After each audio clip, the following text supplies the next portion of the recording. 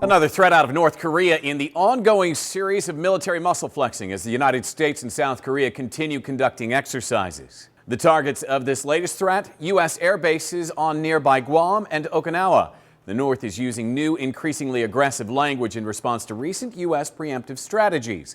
A spokesperson for the Korean People's Army says in a statement, the U.S. should not forget that these bases are within DPRK's striking range. Now that the U.S. has started open nuclear blackmail and threats, the DPRK, too, will move to take corresponding military actions. Now, this comes after what the New York Times is calling a rare action, the Pentagon publicly announcing training missions by American B-52 bombers over the Korean Peninsula. The stated goal to reiterate the United States' support for South Korea and Japan during a time when the North's actions are gaining traction. North Korea is calling the U.S. military missions an unpardonable provocation, especially as contention between the two countries continues to grow.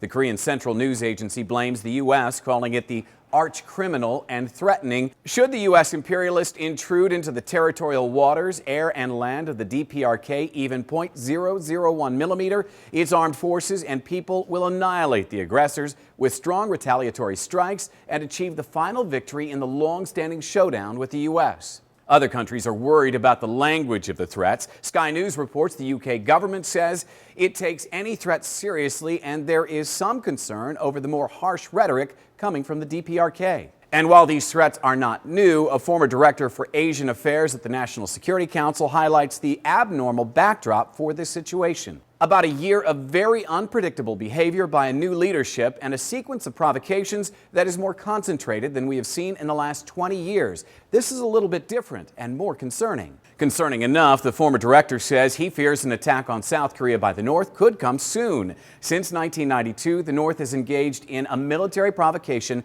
soon after a South Korean presidential inauguration. South Korea's first female president, Park Geun-hye, began her term February the 25th. I'm Jim Flink for Newsy. Multiple sources, a broader view.